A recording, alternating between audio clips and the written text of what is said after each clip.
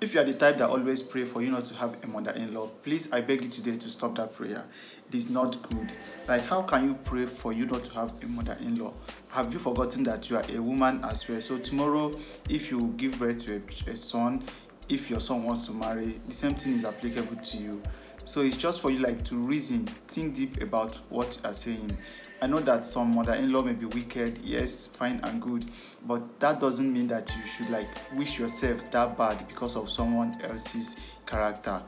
Just pray that God should give you a good mother-in-law, not for you to pray that you should meet a guy, or even if the guy's mother is alive, that she should die. No, it's not good. You are a lady, and tomorrow you will still turn to a mother-in-law. So what now happens? Or you think that you will leave when your son wants to marry? The girl that he wants to marry will equally pray for her boyfriend or her husband not to have a mother. So please, I beg you ladies to change that impression. Just take it off your mind.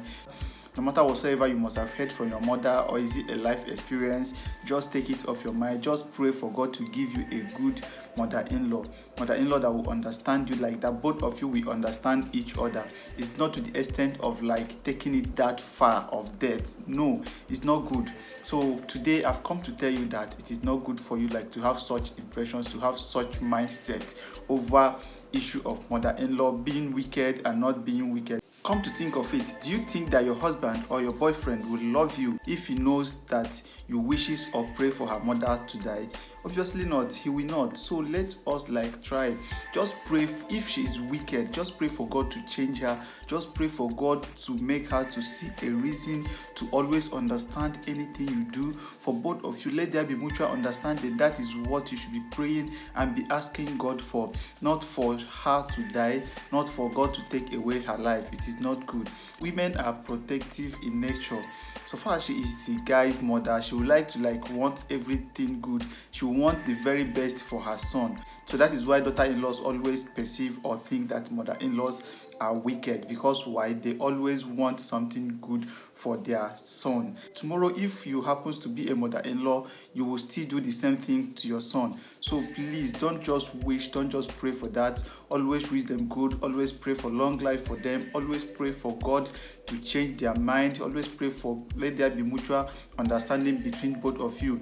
Let you know that you are here for her son. You are there to extend her family, that you are there for her family, for her son, for the good, for the upliftment, and for the upbringing of her grandchildren.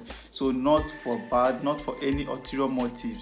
Just try and work with her. Just try to make things like understandable for both of you. Let there be mutual understanding. So don't just try to fight her, try to disobey her.